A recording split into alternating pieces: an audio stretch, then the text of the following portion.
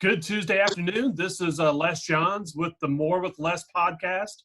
Today, I'm pleased to present to you Daivien Williamson, one of the brand new members of Wake Forest men's basketball.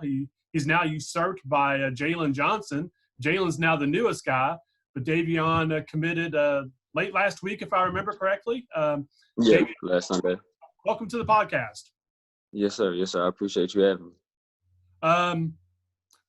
I want to start by chatting a little bit about the last couple of years at East Tennessee State.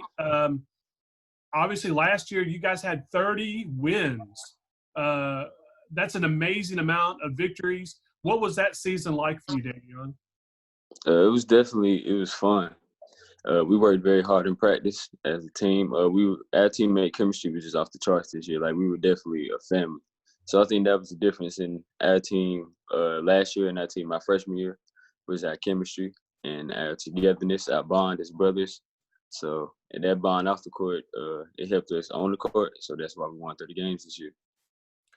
You all didn't lose a game after January 29th, if memory serves. Did you get to a point where you just felt like you guys couldn't be beat? Yeah, definitely. Like, coming into every game, myself as well as the team, we just had the ultimate confidence in ourselves, our teammates, and our coaching staff. So we were really bought in. We were very locked in. So every time we stepped on the court, we knew, like, yeah, we're gonna get them today. We're gonna get this win today. Do you remember a team or a game that pushed you guys the hardest during that stretch? Oh, definitely. At Wofford, we were down 14 points in the second half. And we came back and we beat them by 6. That was a hard-fought game. Wofford was a very good team this year. They were very tough, well coached. So, yeah, we went to Wofford. We were down by 14. Second half, we came back, beat them by 6. That was definitely a game where it was like this is a tough one right here. What was the key to kind of that 20-point swing? What was the key to that, you think? We defended very well in the second half. If I remember correctly, they only scored 20 points in the second half. 60-54 was the final score. They scored only 20 or 18 points in the second half. We defended very well in the second half. We executed a better offense, and we definitely came together and we grew as a team that game. Now, having already grabbed 27 wins in the regular season, your team kind of held together and put together that Southern Conference Championship run. Did Coach Forbes talk about the importance of finishing that tournament strong? Because when you're a mid-major, even with 27 wins, an NCAA tournament appearance isn't a lock. You almost always have to win your conference tournament. Right. So you guys probably knew going in you had to finish, right? Right, yeah. He definitely emphasized that. He knew nothing was going to be given to us. We had to go out and earn it. So we definitely knew how important it was to win those 3 games and to win the championship. At what point in the conference championship game did you feel like, okay, we got this, we're going to celebrate a championship, we're going to get a trophy and get to cut down some nets? When did it kind of sink into you? Even though we won by 14, it really didn't sink into the buzzer signing because Wofford is a very good team and we know what they're capable of. So we couldn't take them lightly, no matter what the score was. So it wasn't until the buzzer signing where I realized, like, yeah, we really did it. We really went 30-4. We won the championship. Like, it was a crazy feeling. Now, Coach Forbes, in some of his introductory conversations with us in the media and with the fans, talked about the joy of cutting down nets. What's that like, Daivien? It's a once-in-a-lifetime feeling, honestly. It's a feeling I got to experience again. And if I can do that at my hometown, Winston-Salem, that'd be very special. But, yeah, that feeling, it's amazing. It's like all the hard work you put in, all the time you put in, all the hard nights, the long nights, the early mornings, like that's what you're working for right there to be able to cut down the nets. Did you get to keep a little snippet of it yourself, or did it all? Yeah, actually. Huh? I think I gave it to my mom, actually. That's cool. Obviously, in the days and weeks, okay, walk me through. You win the conference championship. You guys know you're headed to the big dance. And then a few days later, the NCAA tournament's like canceled. Yeah. How devastating was that for you, Daivien? And how did the team respond to that in the moment? Yeah. It was definitely it was tough. We were actually supposed to the same day it happened. We were actually supposed to practice that day, and before we didn't practice. We didn't practice that day. We had a meeting that morning, and that's when Forbes had told us like, yeah, it's a possibility it might get canceled and things like that. But we were still positive about it. We still try to keep our heads high. And once we found out officially that it was canceled, like we were all devastated. Like we always talk about like what could have been. Like we feel like we could have made some real noise in the NCAA tournament. We always talk about making it to the Sweet 16, and I think we definitely could have did that. It's kind of like surreal to kind of look back in retrospect. At the time, it probably seemed like, well, this is crazy. Why are we doing all these crazy things of canceling tournaments and stuff? It all kind of makes a lot more sense now when you see what's happened, though, right? Oh yeah, definitely. Like we were devastated, but at the same time, like we also understood like the severity of what was going on of the COVID. So we knew like yeah, the tournament and all that is important, but the health of the world is also important too. So we understood what was going on. Yeah. And then I guess there wasn't a whole lot going on in the world of East Tennessee State or Daivien Williamson or even Coach Steve Forbes for a good like 5, 6, 7 weeks probably, right? And then all of a Yeah. sudden you're hearing these rumors about your coach being hired by Wake Forest. What was going through your head during that time? And yeah, just walk me through. I'm sure you heard the rumors before you heard the certainty. How did you handle that? And what were your thoughts when you heard that Wake was hiring Coach Forbes? I actually seen it reported about very early in the morning. It was about 6:45 in the morning when I had first seen it. I'm like, wow, like it was. I was so happy for him because I know he deserved that job, and I was like, it was just, I don't know, it was crazy just how it happened. Like finding out that early in the morning, I remember telling my mom. My mom was, I wasn't like, we weren't very surprised, but it was just a shocker because I mean, like he deserved that job, but to be at Wake Forest, that's a big time opportunity. I did to be in the ACC. I also went to Salem as well. So In the back of your mind already, were you thinking, this might create an opportunity for me? I'm not gonna lie, I definitely thought so. I definitely thought that. What I guess it was a few days later you stuck your name in the transfer portal. Um, what is life like in the portal? Is it scary? Is it overwhelming? What's life like for a guy like you in the portal who has some numbers in your first couple of years? You've got some skill. You probably heard from quite a few guys, right? Yeah, definitely. My first day in the portal, I probably talked to at least 15 different colleges. So it was, I ain't gonna lie, at times it was a little overwhelming, like 3 or 4 Zoom calls a day, because I can't visit the campus physically. So all the Zoom phone calls, just phone calls in general, sometimes it's a little overwhelming, but it's a blessing at the same time. So I embraced it. What was what was the hardest part for you in terms of being in the portal? Anytime there's uncertainty, whether it's COVID or whether it's job uncertainty or picking out of school, sometimes it's tough to stay focused as a human Right, being because you've got a lot of uncertainty. What was the right. toughest part for you being in the portal and not really knowing where you're going to be for your junior and senior seasons? Really, the main thing was just trying to find like the best fit for me in my future and going somewhere that I know is gonna, what I'm saying, like push me to go to the next level and accomplish my dreams, you know what I'm saying? So it was mainly about a fit, a place where I can be comfortable at, things like that. So I know I couldn't go wrong going Wake Forest with a coaching staff that I know already. Like he brought Mackey and Savage with him and Coach Starkey and Davis, all of those are my guys. Like I've built a great relationship with them off the court. So I just couldn't go wrong for making the decision. What's those assistant coaches like? How would you best describe like BJ Mackey and Brooks Savage? I've talked to Brooks a few times, haven't yet spoken to BJ. How would you describe those guys? It's crazy. Like those guys are like honestly, like my big brothers to me. Like I talk to Mackey literally almost every day. Like I talk to Savage a lot too. Like the relationship I developed with them is just crazy. Like we clicked instantly as soon as I met those guys. So they're definitely like big brothers to me, honestly. Um, Walk me through. I know you played for Winston-Salem Prep as a senior, won a state championship. Yes, sir. Were you there? How long were you there? And did you grow up in Winston-Salem? And I apologize for not knowing that already. Oh, yes, sir. I grew up in Winston-Salem. I went to Winston-Salem Prep all 4 years. I actually played in state championship my freshman and sophomore year. I lost both of them years, unfortunately. So my senior year, I had to redeem myself, had to go out with a bang.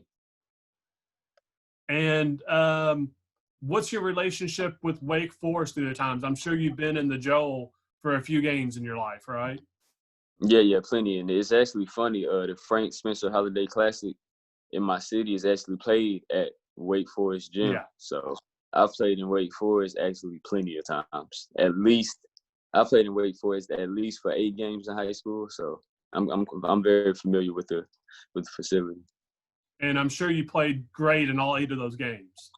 Yeah, we won the Frank Spencer Championship, and then I got MVP. So it's just I'm like in good home. shape.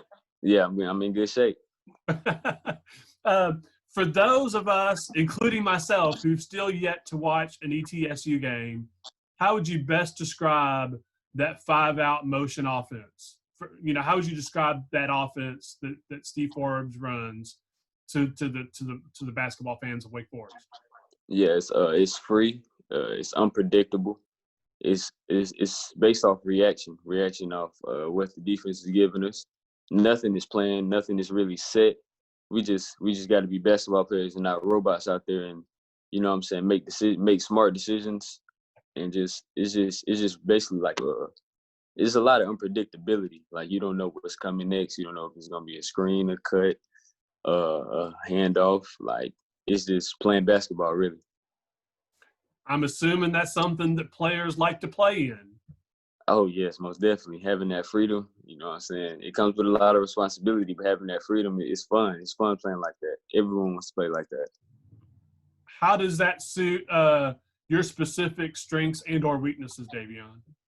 No, definitely. It helps me score the ball a lot, for one, and I like to score the ball, so that's good.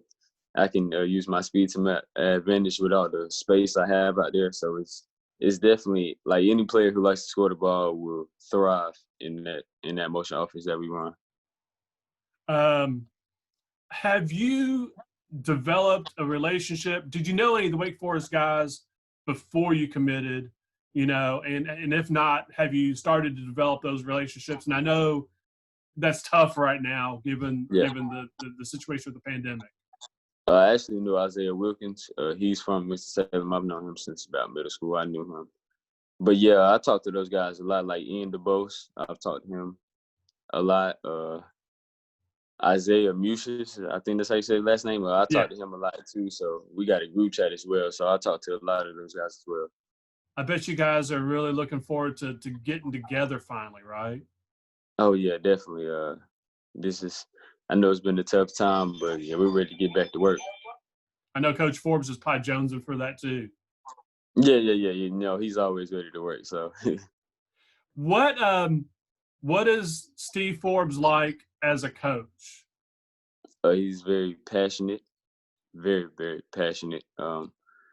He demands the best out of his players, and that's what he's going to get night in and night out. So he's a coach that, like I said, he develops great relationships with his players. He really cares about us, and I think he's a winner. And he will try to do anything he can to make sure he wins.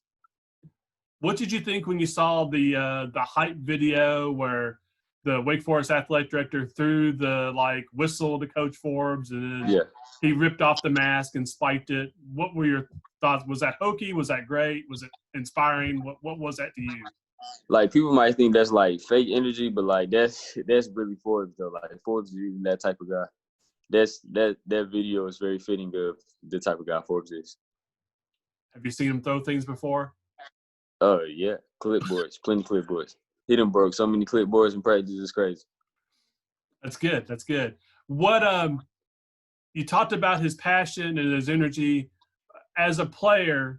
I mean, obviously you decided to transfer and kind of follow him to Wake Forest, so there must be something there you like. What's he like as a coach for the players? What do the players feel about playing for Steve Forbes? Yeah, he definitely makes you feel comfortable out there. So when you're comfortable, that's when you're playing at your best. So So for him to make you feel real comfortable, feel that type of comfort level out there, like it helps you gain a certain type of confidence that lets you know that like can't nobody out there stop you. You know what I'm saying? So like he's always in my end before a game, like David, like I believe in you. I believe in what you can do. Like go out there and do your thing. And when that comes from your head coach, it gives you a type of comfort level that actually like enhances your performance out there. What happens when mistakes happen? Oh, he gonna rip your head off, but it's all love though. Like we know not to take it personal. We know he just cares about us and wants the best for us. What will fans see from a Steve Forbes on the sidelines? Because obviously, we really haven't seen that yet at Wake Forest. Yeah. What's his demeanor like on the sideline? Or do you even pick that up because you're so busy playing? I'd be so busy playing. I don't really know, but I know like Coach Forbes has a type of swagger about him that I know the fans will like. He's engaged with the fans. I know the fans would definitely love like his swagger and like his attitude, his demeanor and all that. So I know fans will really enjoy that. What do you see kind of taking place at Wake Forest the next few years, and how long does Daivien think it'll take to kind of turn this thing around? If I get that waiver this year, I'm trying my best to change it this year. I'm gonna change it around as quick as I can. What do you think you can do in this team and at Wake Forest and Winston-Salem under Steve Forbes? What do you think are your skills, and how can you help turn this thing around, Daivien? I just have to mainly bring my leadership abilities. Like I'm familiar with the system and how Forbes coaches and things like that. So I have to make sure teammates is on the same path as us. So mainly it'd be my leadership skills to make sure that everyone is on the same path as us. Everyone has the same goals and mindset and approach that we do, so we can all reach the top. I talked to Jalen Johnson yesterday, and it was interesting because his very first college offer back in 2014 was Wake Forest. And then obviously he went to Tennessee, played 3 years, set out his redshirt freshman year, and now he's at Wake Forest. For you, I did a little bit of research about your recruitment, and on 247 Sports, I hate to say it, but the only offer it shows you is East Tennessee State. I'm sure that's not true. Who else was involved way back when in your recruitment, Daivien? Yeah, so my Final Four coming out of high school was, of course, East Tennessee State, Georgia Southern, James Madison, and Wofford. So a lot of other schools that recruited me. I only had mid majors. I didn't have any high major offers. Power 5 offers. I had Drexel, Charleston Southern, Georgia Southern, like I said, Appalachian State. I had UNC Wilmington before the Kevin Keats went to NC State. So I really didn't have too many big time offers. What put ETSU over the top? Do you remember? One thing that really put ETSU over the top was opportunity at the time. When I was a senior in high school, ETSU actually had, I want to say, about 6 seniors on the roster that year. So I knew if I came in that year, I could have an opportunity to make my mark and play immediately as a freshman. So the main thing was opportunity. And just me and Forbes, like we clicked the first day we started talking. We actually, the day he offered me, him, and my mom actually talked at the back of my high school gym at Winston-Salem Prep for probably about 45 minutes. And it was just, from then on, I was like, yeah, like, I really like this dude. So I took a visit. I took an unofficial visit, visited the campus, watched them practice. We went to a football game. And from that day on, I was like, yeah, this is home. This is where I want to be. So that's kind of cool. So Steve Forbes was in Winston-Salem recruiting you, way back when, like 3 or 4 years ago. Yeah, that was 2018, I'm pretty sure, or 2017. Awesome. And then of course now you went through this re-recruitment process in the portal.